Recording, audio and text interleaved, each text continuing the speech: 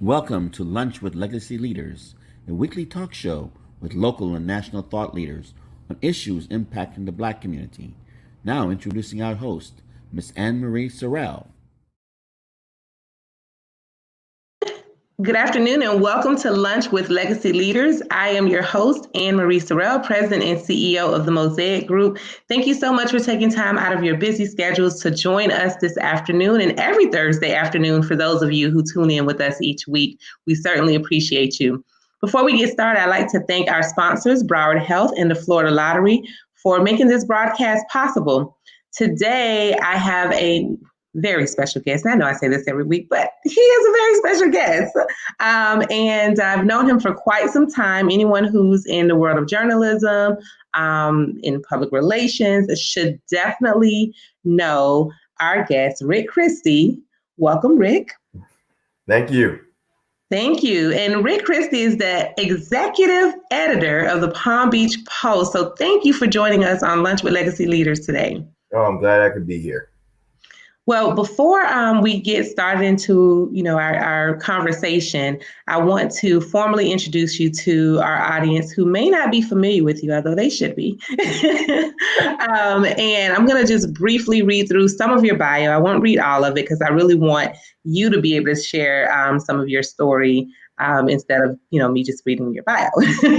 So Rick Christie, executive editor of the Palm Beach Post and PalmBeachPost.com, is the first person of color to run Palm Beach County's largest, most influential news organization. He is also cluster editor for the Net South Florida region, overseeing the Palm Beach Daily News, Treasure Coast newspapers, and Florida Today. He was previously editorial page editor supervising the Post opinion section since December 2013. A Martin County native, Mr. Christie first worked at the Post as a business writer in the 1980s covering bank and finance. He left to report on banking, real estate, and the economy for the Wall Street Journal, and later a senior business writer and assistant city editor for the Miami Herald. He returned to the Palm Beach Post as a state editor in the mid-1990s and, among other things, directed coverage of the historic Childs and Bush gubernatorial election. Then moved to Cox Newspaper Washington Bureau in 1995, working as an assistant national editor for 3 years and foreign editor for 3 years.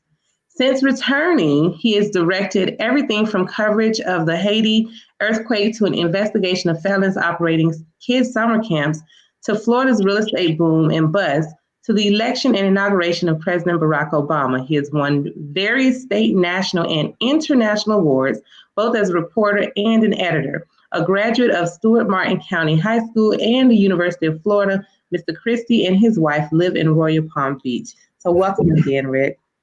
Thank you. Thank you for inviting me.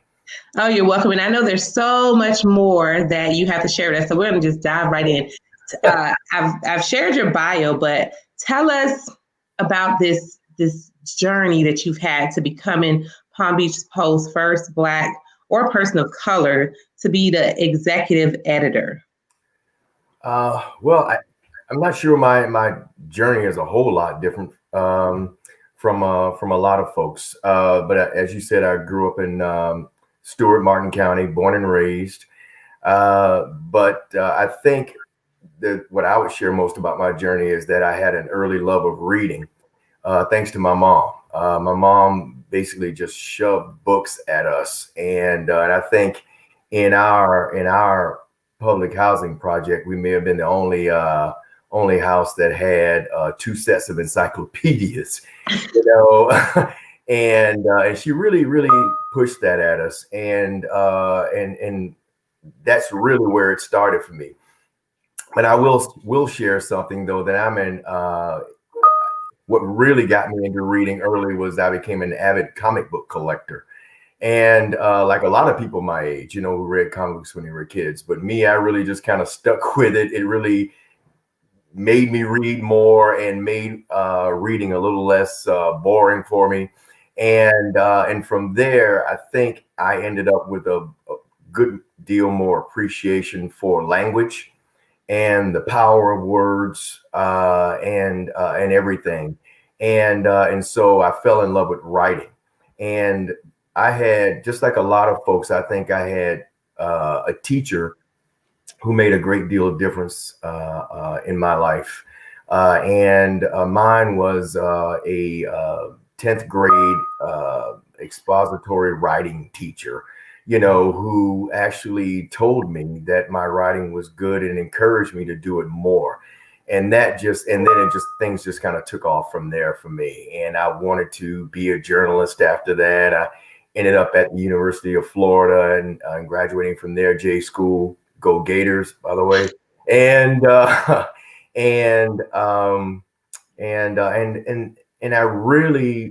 I think after I graduated was when I said, you know what, I want, and got my first job as a clerk on the city desk in Lakeland, Florida.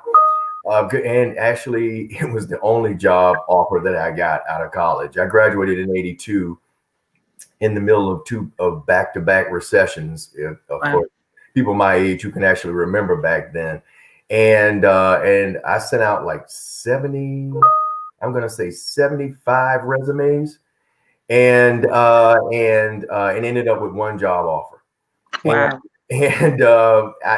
But I was glad to get that job offer, and I took the job, of course, and it just, from there, it was just a matter of work ethic.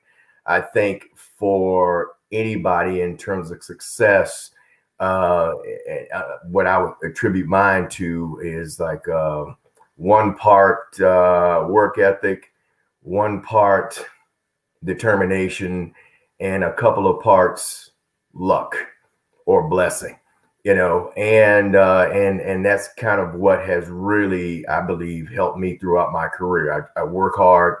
I try to read and obviously stay on top of things. So and just intelligence, I guess, for lack of a better word. And then I really do believe that luck or blessing plays a part in your success, because sometimes you just, as we have a lot of ways to describe it. You're in the right place at the right time, or that kind of thing, or you met a certain person, at the right time, who said this good thing about you that brought you to someone else's attention. And as you were reading my bio, and people have seen on my resume that, I've just worked at a number of different jobs, worked hard, and a lot of people, when it came to their attention, they're kind of like, well, geez, I can't believe you didn't have this job before now, Yeah. And I'm like, well, yeah, sometimes I didn't believe it either, but again, sometimes it just, and what I came to accept, other than the fact that obviously race, I'm not going to say that I don't believe that race did not play a part in some cases in terms of me not getting certain things. I also am a realist in terms of there are only a certain amount of jobs like this one. And there are a lot more people than just Rick Christie of different colors who are trying to get this job, who wanted this job. So, or jobs like this one. So even though I could say that race may have played a part in my not having this job before, the fact is that these jobs are few and far between. And Right. you have to stand out, whatever your race is, you kind of have to stand out a bit more.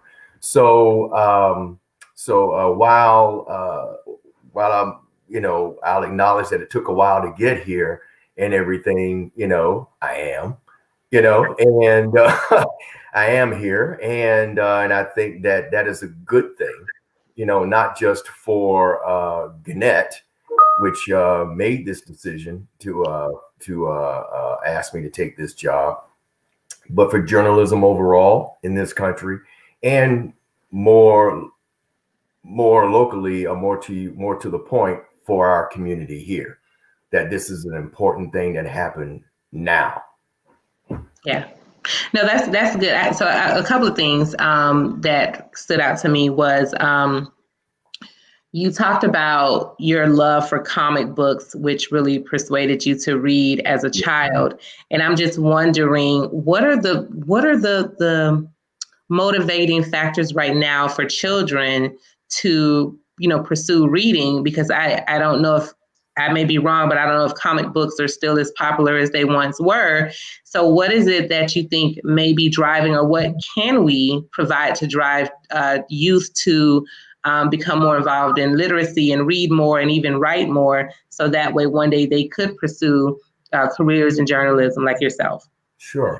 Well, first of all, comic books are probably not as popular as they used to be. One, because they're just a lot more expensive than they used to be, and everything. But that is just like one outlet for reading. I mean, my daughters didn't really. I have 3 daughters. They didn't really read comic books, but they did read novels like Harry Potter. The what was that vampire series that was really popular? Twilight. Yeah, Twilight, sorry. They read those books. They read a number of other books because my wife pushed those books at them. And so I'm a true believer that reading is fundamental.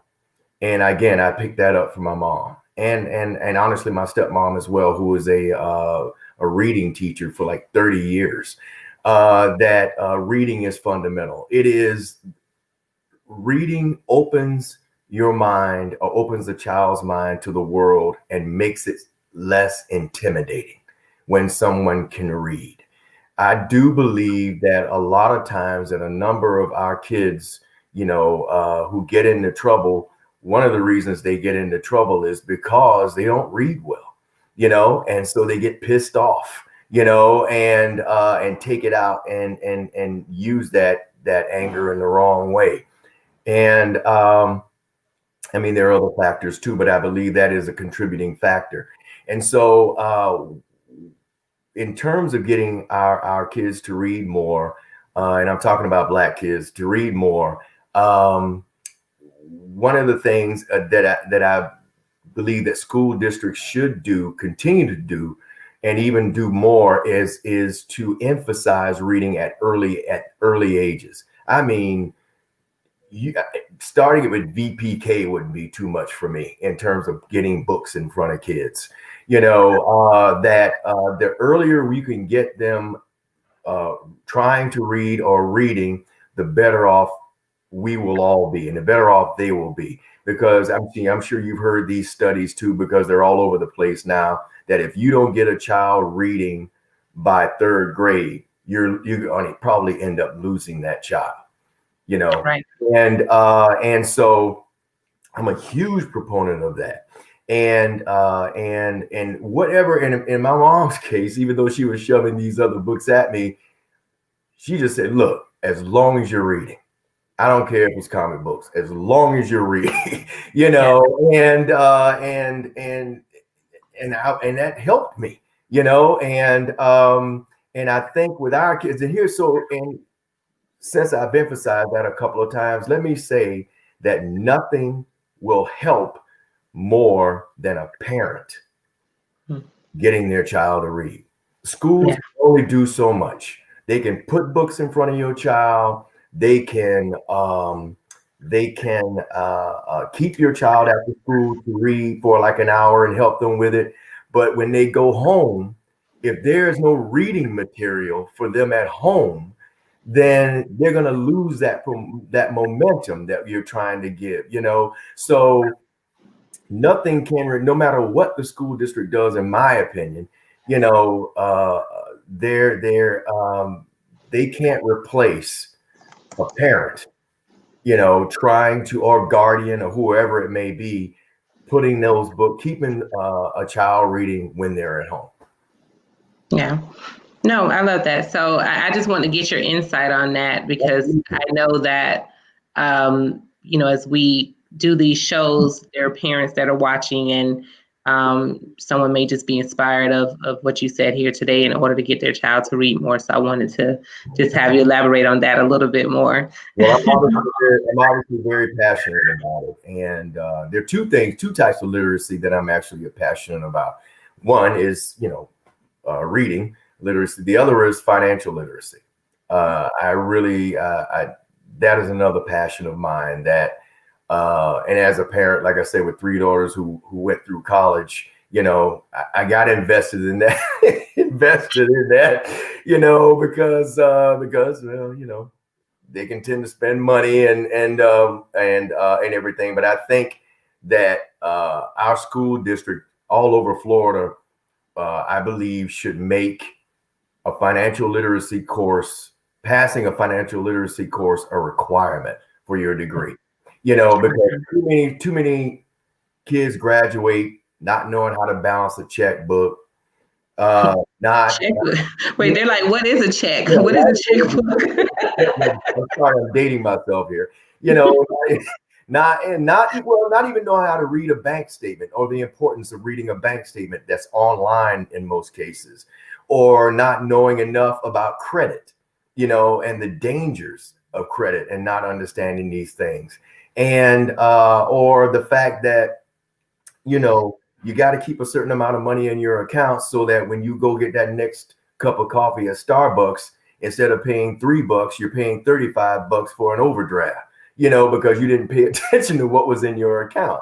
And I just think that I really believe that the other literacy, financial literacy, is also good for our community. That, that's something that we really need to invest in more. I agree.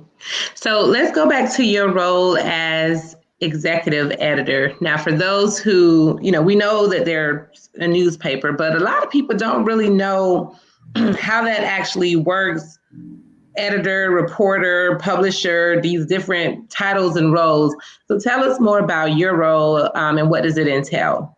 Okay.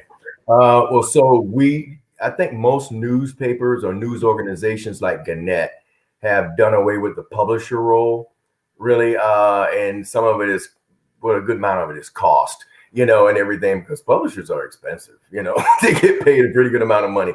And so what we have is people who pay attention to these 3 primary areas of circulation, revenue, which is advertising, and then content, which is news, what I do. So in my role now, I am as executive editor, I'm in charge of the entire news operation. So whatever you see in the newspaper in terms of news, or be it in a news, be it a photo, be it a story, and online, be it it could be a blog, it could be a video, all of that is under my purview. And so my job, though, is to try to be more strategic, rather than having my hands constantly in the news process, the day-to-day news process as executive editor, and running a newsroom of a pretty good amount of people. My job primarily now is to be more strategic and weigh in, of course, when I believe we may be headed in the wrong direction in terms of coverage and things of that nature.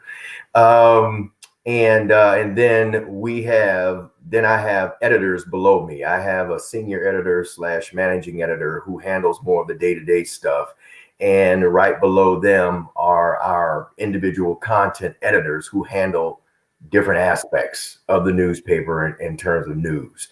And then there are the reporters and the news clerks, and digital, some digital folks as well, who primarily focus on our website. So yeah, I'm the guy there at the top of this kind of org chart, and but everybody, what I like to do in terms of the way I lead is that I really strongly believe in communication. I know I've heard a lot of leaders say this, but they don't really practice it. And but I honestly practice it. I mean, I probably communicate a bit too much. Some people might say, because I want everybody to feel that they can talk to me.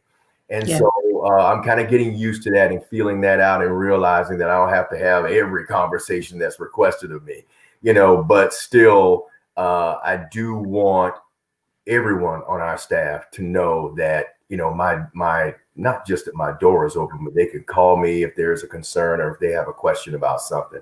And it usually works out pretty well.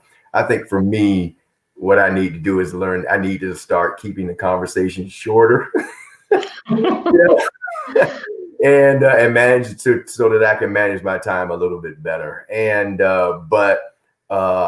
But effective communication to me is just, and I'm sure you've had a number of other people tell you this, that is like the cornerstone of effective leadership, of leadership. I don't think that you can lead an organization, any organization, be it for-profit or nonprofit.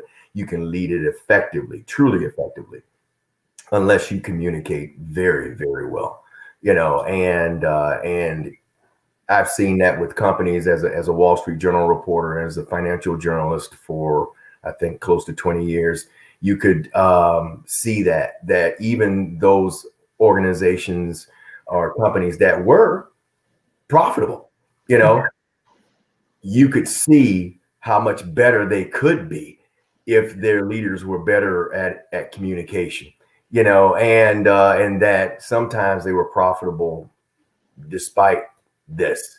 But when things got tight, and the economy wasn't as good, those were usually the first companies that start struggling, because their communications weren't where they should be. Makes sense. Makes total sense. So with that being said, like you talked about them doing away with like publishers in general, especially being on the editorial side as you've been for so long. How have you seen journalism evolve over the last 10, 15 years in general? And then even for Black journalists, I know that we have the South Florida Black Journalists Association. There's a National Black Journalists Association. So how have you seen the evolution of journalists over the last 10 to 15 years? Oh, boy. Well, been a lot of changes. There have been a lot of changes. So let me start with just journalism. Journalism, I think you said overall. Well, I think that the biggest change obviously has been with the internet. Okay. And the fact that people now can share news and so much easier now through social media. And that has had a huge impact on us and what we do. I mean, we still produce news and everything, but it has really kind of turned our business model on its head, because let's be honest, you're never going to make money giving away stuff for free, and I think that we, quite honestly, were, for some reason, we just did not get that, from the very beginning. And so, we have been giving away what we do for a living, for free, for too long, quite honestly. And so I think the Great Recession really that started happening before 2006. 2006, the Great Recession just kind of like put that whole thing, just added kerosene to that fire, right? Because people started pulling back. The people who were paying for it started pulling back from paying for it, because they started saying to themselves, well, hey, why am I still paying, when the website is free, and that kind of thing. And so that started hurting us even more. Yeah. So I think now, and so what we were forced to do, because we started losing, because, well, if you're not making as much money, you can't afford as much in terms of resources. And what's the most costly resource for pretty much any organization, no matter what it is people. And so we started losing people, which means we had to cut back on what we were covering and rethinking how we were covering things. And instead of say 315 people in your newsroom, you're down to 90. But you are still expected to do almost the same thing that you were doing before, and so that's really how things have changed really for us. We've had to become a lot more strategic in the way we cover things and what we cover, and a lot of the things that we do want to cover, we have to say no, because we just don't have the body to do it. And I'm gonna so we had to become more creative online in terms of what we do. We've had to, which is a good thing in my opinion. We do forums now. We do the things like the Q&A on the COVID vaccine distribution in Palm Beach County, which I had mentioned to you before we got started with the program. We did last Thursday, which was something that was very valuable to people here and everything. So we just gotten a bit more creative.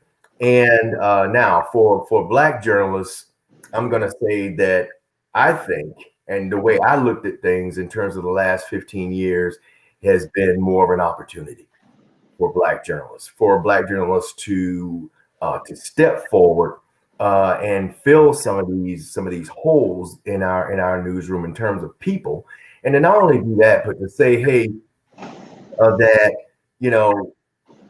if they stay in everything, that means that perspective that we did not have as much of in the newsroom before things started being trimmed, we have more of that perspective now. I don't think a lot of Black journalists saw it that way. I did, but I don't think a lot did. And a lot of them, even if they weren't being laid off, they just left.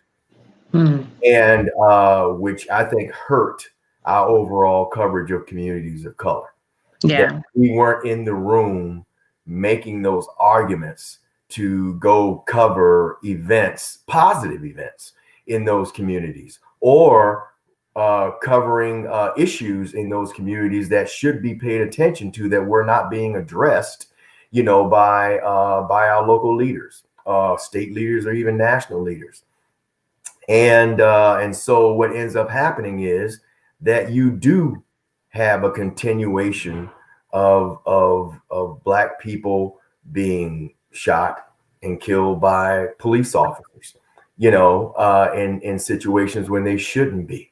And rather than having people in the room saying, hey, you know what, we need to take a look at our local police department and ask, why are officers with 20 complaints against them still on the street?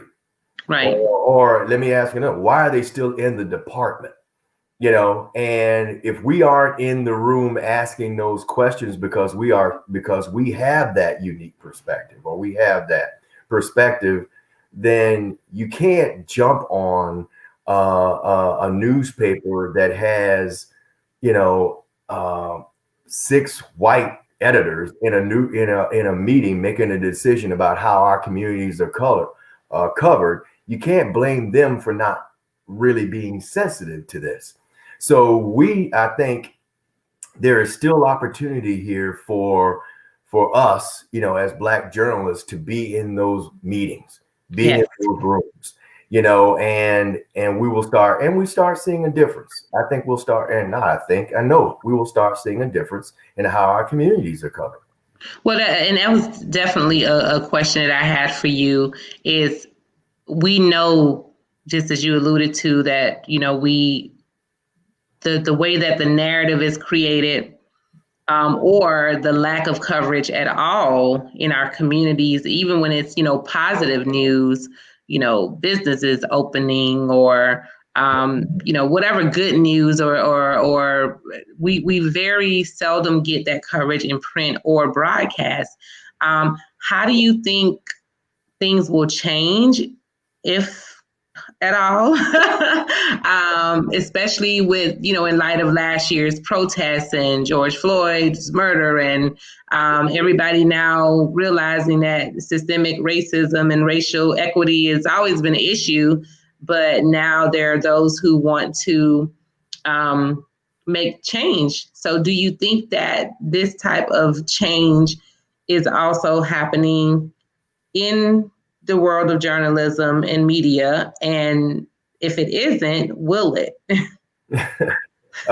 Yes.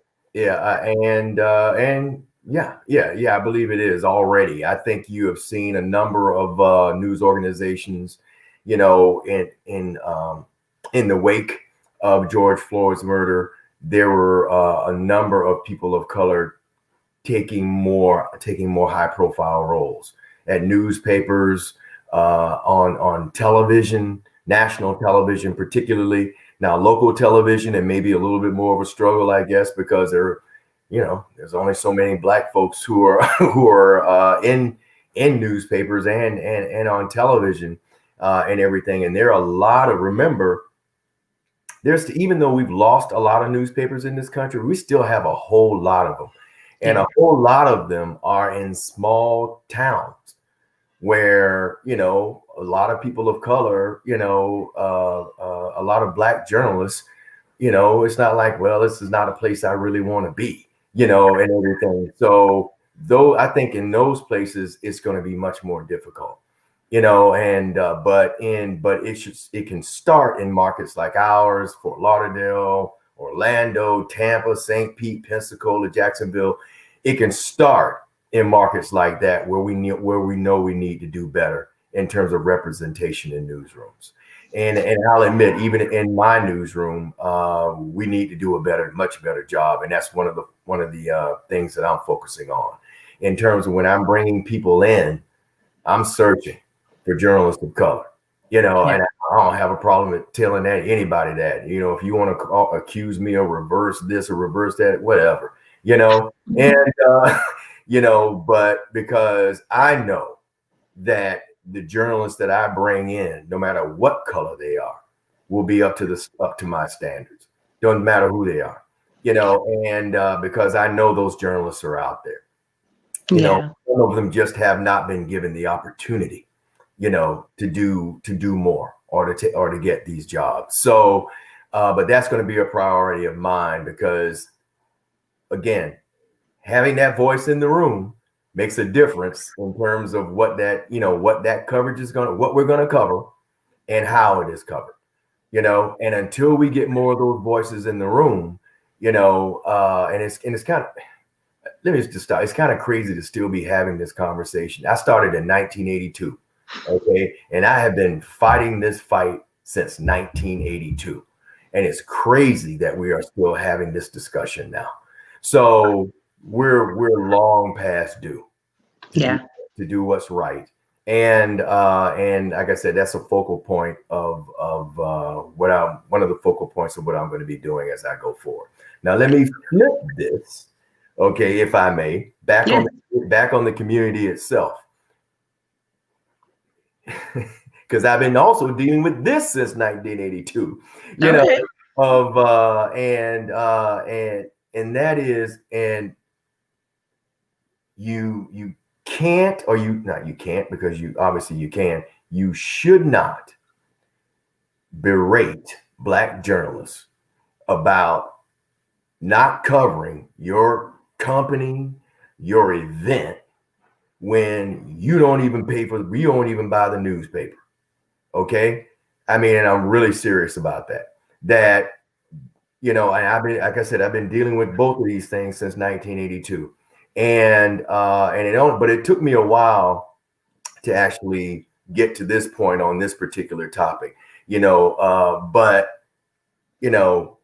when I get calls from people, and I got a call yesterday from somebody who's probably right listening to this broadcast, about covering something in there, and everything. And I didn't ask this. I didn't ask, whether or not they were a subscriber, but and I don't want to do that to people, but you got to understand, if you aren't subscribing to the paper, if you aren't engaged with our content in some way, or reaching out to me the way this person did yesterday. But if you're not a subscriber or even considering a subscription, why would I? Because I'm a businessman too at some point, because I have just like you, I have a family to feed, I have bills. At some point, I know I have an obligation as a journalist, and that comes first, but given the fact that there's so many things that journalists have to cover, okay, we have to start you have to start wondering if you don't support local journalism, you know, and everything, and and everything, then you know, then when we make a decision about what to cover, and both things have equal value in terms of news, then you have to ask yourself, why wouldn't we cover the event of someone who is supporting local journalism? And I know that is a hard thing, seemingly harsh thing for me to say, but you have to understand that, we have, journalism is a business, newspapers are a business, and which has been under pressure like a lot of businesses. And we have to, for us to be able to cover our communities and do our jobs, people have to subscribe to the newspaper or to our news website. So, that is a factor, and so I would say to the Black community is that, which, and I think, and I hate when people tell me this, that the Black community doesn't buy newspapers. They don't read newspapers, so why should we be covering them? Well, that's not accurate. Well, we read the online versions for sure, but I think you have subscribers. It might not be the high percentage that they're looking for. Yeah. Yeah. I mean, well, you know what? Hey, I pay for 2 subscriptions, and always have had 2 subscriptions to newspapers. And but I'm more the I'm not the rule. I'm more the exception than the rule. I understand that. But I don't think, with the large amount of intelligent Black people we have in this community, and everything, who do read, as you said, that our percentage of people, Black households that subscribe to the newspaper, should be as low as it is. Yeah. Well, if I can just go ahead, please. Give this to you, especially for your new role. I think that I know who used to do an excellent job, the South Florida Business Journal. And the Business Journal would host events, or they would, partner with, say, a business networking group, and they would go and they'd have a representative bring their journal and talk about how to, do business with the journal, not get work from them, but how to utilize the journal to grow your business. And, being a subscriber of the journal, and once you become a subscriber and you're getting this journal, they literally would go through section by section of how, so everything from the public notices of new businesses that, got a new business tax receipt. You can get this information and reach out to these new business owners. People on the move, they would talk about, how you can now send thank you and congratulatory cards, not thank you, but congratulatory cards to people on the move. Their nomination section for their different awards. So they used to do a really good job of connecting with the community and showing the value of subscribing to the Business Journal for an annual rate of $100 or whatever the amount is. This is our annual fee, but this is the benefit. You're going to get the book of lists. You're going to get the charity guides. You're going to get all of this as a part of our subscription. So I would empower you to probably maybe go back to your team and say, maybe we start a campaign of sorts of what the benefits of subscription is to our publication. The meet our editors, meet our reporters. We want to cover news in the community. We want to build a relationship. I don't think the Palm Beach Post particularly has had a strong relationship with the Black community over the years. And so I think it's an opportunity with you in your new role to be able to now create a new way of communicating with the community so that we can see where the win-win is. We want coverage. We want positive coverage, not always, negative coverage.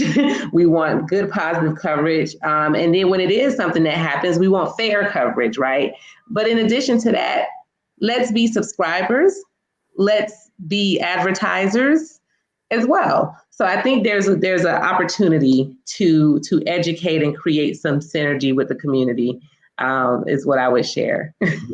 No, I appreciate that. And I think that's something that will be a lot easier to do once we got this COVID thing under control. Now, I will say that what you were just describing that the South Florida Business Journal used to do, the Post used to do that.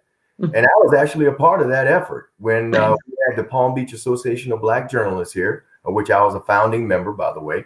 We would hold like an annual event like that for public relations people from whoever to come in and learn how to get their information in the Palm Beach Post, and other publications, and we did that for years. And I think that that is something that we should continue to do. I agree, not just with Black businesses actually, or the Black community, but overall. And I think that one of the things that I think that we have not been able to do as good a job of over the last 2 to 3 years, maybe. And this isn't just in the Black community. I think in the community overall, the Post just has not been out there as we've lost people. Because one of the things we had going for us is that our previous publisher, Tom Jafrida, really pushed for our employees to be out in the community, joining organizations, becoming a part of, Race for the Cure or anything else, Literacy Foundation or whatever, and I know, like, for us, for myself, I belong to a church, belong to a fraternity, alumni association here, always have, and but I think we have had to, that presence has been diminished, by our numbers and everything. But what we haven't done, I think, over the last 3 years, we haven't figured out a way. Okay, how do we rekindle this community involvement? And so one step in that direction is me being on this program today. As I told you, that this is like only my third week, and it's been a really busy third week, and everything. But I wanted to do this. As I told you, I wanted to do this. I wanted our community to know that I'm here, and we're here, and that we do want to cover the community, all of the community, and the Black community needs to be part of that mix in terms of our coverage. Absolutely. Well, no, I can definitely appreciate that. And we're definitely here to support you. I know we're short on time. I just really quickly, I want to say that, look, I don't mind being criticized. I mean, if people want to, you have no idea what nearly 40 years in journalism does to your thick skin. I have a thicker skin than just about anybody, and I'm used to criticism, good or bad. I'd rather have good criticism, and everything, meaning constructive, good meaning constructive. And I want to hear from people. I remember when this is like 3-4 years now, when I think it was Tabernacle had this pioneer kind of, they had this they did this black tie event, and they gave me like this Journalism Pioneer Award, right? And I think it was named after Stebbins Jefferson. And I remember getting up in front of that room, like 400 people, and lamenting how, even though there was a Black man in the mast of this newspaper, that at that time, as editorial page editor, I still really never heard from the Black community in terms of op-eds, letter to the editor, and things like that. And I pleaded with the people in that room, please write into the newspaper. And I said this with my predecessor sitting right there, who was white, Randy Schultz, said it with him, that I know we had not reached out as much as we should have, and everything, but I have been.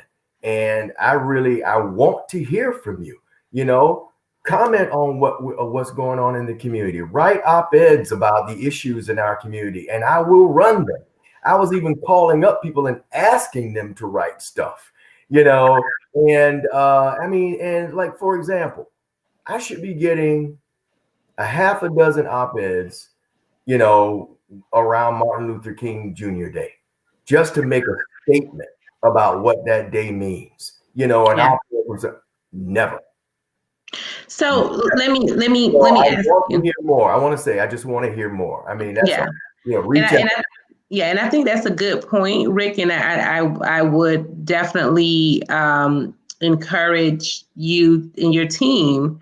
What may be good, and maybe just a quick virtual thing that you put together, is how do you write an op-ed? I mean, what do you send? How do you send a letter to the editor? Because there are a lot of people there are people who know, and there are people who just really do not know. So maybe there's some education that can happen around that. And I think more people who realize that they can, really use this as a means to have their voices heard would be more apt to it. And I definitely wanted to just quickly also mention, when we talk about the changes of media and the evolution, you have non-trained journalists, self-included, who have online shows, podcasts, and things like that. They're influencers. How does a traditional news outlet such as yours engage those who have these platforms and have these audiences to maybe take their platform a step further by doing op-eds and editorial? That may be another option or opportunity for you guys to engage if you're not already engaging those types of influencers that are not professionally trained journalists, but have created their own space and conversation. Right. Well, I think in terms of op-eds, when we're talking about printed, written op-eds, that, and if you have a podcast, and everything, there are people who have podcasts who write op-eds when there's an issue that they are particularly interested in. They will write like 350 words, on that particular topic, and everything, advocating on whatever position that they want to advocate on that particular topic. And I think that everyone, and that's why I'm saying this here, anybody can submit an op-ed now. We edit them. We don't run everyone that we get because we get a lot of them, but anyone can submit an op-ed at 350 words or 500 words that we'll take a look at and consider. Letters to the editor on the website. If you go to the opinion page on the website, there's a letter. You can look at any of the letters. At the very end is a blurb that tells you how to submit a letter to the editor. Awesome. And what I started doing earlier this year, because I realized that everybody doesn't go to the website, I said, okay, every Wednesday and Sunday, we're going to have that blurb on the opinion pages. This is how you submit a letter to the editor, and so I do that as well. And I'm trying to think of anything else here, but I think as we go forward, and here's where I think we're agreeing with one another. As we go forward, we need to be doing more of this, getting out in the community, doing more forums. If the Black Chamber of Commerce asked me to come speak, definitely go to speak. I would definitely speak with them just like I would any chamber, in Palm Beach County. I'd be glad to. I'm just one of these people who just loves talking to audiences and answering their questions and everything, because the lack of knowledge about what journalists do and what newspapers stand for, the fact that we call ourselves the defenders of democracy, which is my favorite thing, is that the fact that we do that is not known by a lot of folks. I mean, that's not just a Black community deal. That's a lot of people who don't know that, but this is I'm here talking to mostly the Black community, because I'm sure you have a little bit of a diverse audience as well, which is good, but I want our community to know this, that this newspaper is here for you, is here to cover our community, just as it is to cover the broader community. And we want to report, news. We want to, when something like a George Floyd, okay, let me see, for example, when something like a George Floyd happened, the George Floyd murder happened, or let me make it more local, because this one is closer to home for me. When Corey Jones was killed, okay, what would have been a good thing, and if I had been running the show then, what would have been a good thing would have been to have a community forum online that the Palm Beach Post would have hosted, with say 3 people, me sitting down and talking with 3 people about this issue in our community. Okay, that would have been a great thing to do. And that's what I'm talking about as we go forward, doing more things like that. Now, that's a negative. Maybe another thing might be around MLK Day. We have a community forum about his legacy and what it means, and what lessons we're learning from his legacy today, and how it applies and what's going on in our country today. That's something we could do during Black History Month. We could do something interesting, possibly, maybe doing a series of, I don't know, stories of news feature stories on Black-owned businesses. All of that stuff is possible. Absolutely. But it's not possible if we don't know. And Right. and our reporters can only get out there and do so much, in terms of getting out and finding out this stuff. A lot of stuff that we find out from people letting us know also. And this is not to say we're going to cover every last thing that is suggested. I want to make that clear. We're not going to cover everything that we're told about it, because we just don't have the resources to do that. But we can't even make that decision if we don't know, if people don't reach out to us. Well, that's a good segue as we get ready to close. So 2 things that you give us your takeaways. Your most rewarding moment in your career, your most challenging moment, and then what's the takeaway that you want to leave with our audience?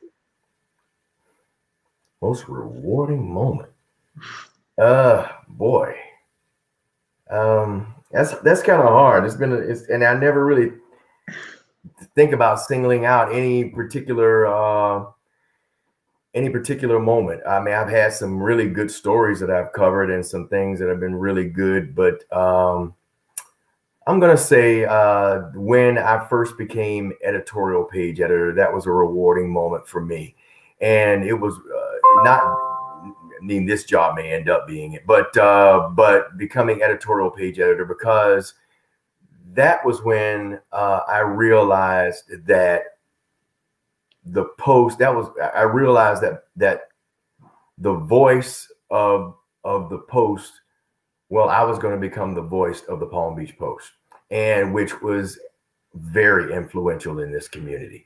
And that was extremely rewarding for me. And I had hoped for the community overall.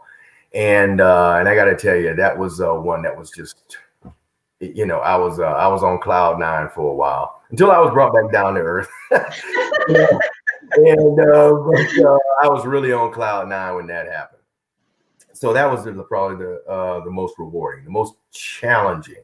I think this job is proving to be the most challenging, for me. But let me go. Actually, you know what? Let me go back to when I first started, and because sometimes I end up kind of romanticizing, the fact that when I graduated from college, I grew up. I graduated. In the middle of back-to-back recessions, sent out 75 resumes. I got, and this is a part that I left out earlier. I got 73 rejection letters. And I still have them, as a matter of fact. 73 rejection letters. And I held on to them mainly to keep myself humble. That no matter how hard you worked, how good you think you are, unless somebody recognizes it, it in some way, be it with a job or whatever, it kind of doesn't matter, and that it took so much for me to keep my head up as those letters came, every day I went to the mailbox, and I was in college. Every day I went to the mailbox, there was another letter or two. And it was hard to keep my head up, and keep believing in myself. And but I did. And I really did. And I had support. I had a support system that helped me through that as well. But that has to be, the most challenging things still to this date that I ever had to deal with, in terms of my career. But I turned it usually, like I said, I usually romanticize it, and turn it into a positive thing that, hey, 73 rejection letters, but I kept at it. And you know what happened? One of those rejection letters, in it, they said, look, we don't have a job for you right now, but I'm going to send this letter to another newspaper in our chain, and to see whether or not they have openings. And that was that was the job that I got, the only job offer that I got. Wow. So, yeah. So, that's why I said, man, it's like one part work ethic or determination, one part intelligence, and then like 2 parts luck. Well, thank you so much for sharing your story, your journey, and how does our audience connect with you, connect with the Palm Beach Post, submit press releases, whatever, information, stories, editors, letters? Okay. Well, we have an overall thing that people should actually take advantage of. It's called, what is it? Breaking news at pbpost.com. When you send it there, every editor sees it. And I know it's not just for breaking news. So send it there and every editor sees it. Now, my email is in the paper every day. My, has been in the paper every day. And you're welcome to send stuff, but I'm just telling you right now, I get so many emails that I cannot guarantee you that I'm going to be able to stop and read it, and I try to, especially for people that I already know, your name, and everything. I try to, but I'm a little wary that going forward, it's only going to get worse in terms of the volume of email for me. So you really take your chance trying to just get directly to me, and everything through an email. I'm not stopping you from doing it. This is a backup to when you send it to breaking news. Send it to me too, And what's your email, Rick, that you'd like for us to share? It is R Christie. That's CHRISTIE, as you see there, at pbpost.com. All right. Well, we have shared it, so no one has any excuse now. They don't, and I do hope to hear from more people. And like I said, and this, having done this for quite a while. Not everything that you submit to a newspaper or television station or a radio station for coverage is going to get a hit. They're going to pick it up. It's just the way things are, but that doesn't mean that you don't send it. That doesn't mean that you don't make the pitch, and I will say this too. The longer you drone on in your email about making your pitch, get to the point. Okay. Keep it simple and to the point. Yes, get to the point and make sure that you have. Let me go ahead and give these tips. First of all, get to the point. make sure that you have the basic information about whatever it is, the event or whatever it is you're doing. That is who, what, when, why, where, I forgot all of them. Jesus, it's been so long. And but keep all the basic information. Make sure that you have a contact, a name, a phone number, and an email address for whoever that reporter or editor should reach out to about whatever you're trying to get us to pay attention to. You'd be surprised how many people leave that off. It's like, well, who am I supposed to reach out to here? So that's another big deal. But keep whatever you're writing short. Don't send, first of all, 2 pages is just basically like, okay, I'm done. This is 2 pages. I don't have time to read all of this. But even on that 1 page, if you can just keep it succinct, and make your pitch in like maybe a couple of 100 words at the most, man. Make your pitch in that, the better chance you have of somebody stopping to take a look at it, and like I said, just get to the point. You don't need this long wind up. Just get to the point. We're doing this and this is why we're doing it, in terms of why it's important, and we believe that the Post should cover it, and everything. And we will look at it, and we'll make a call on it. Like I said, we're not going to cover everything. We just aren't, and because we just don't have the bodies to do it. But as somebody as I think it is editor, one of my former Washington bureau chief used to say, you can't play unless you're in the game. There you go. Yeah. Well, thank you so much, Rick. This has been very, very informative. I really think that anyone who's listening have certainly gained a tremendous amount of information and insight, and how to, especially for businesses out there and community organizations, how to get coverage, how to reach Rick and his team. Congratulations to you again. We are super proud of you and excited about your role. And, on behalf of MIA Media Group and Legacy Magazine and Lunch with Legacy Leaders, we are here to support you, of course, on behalf of Mosaic Group.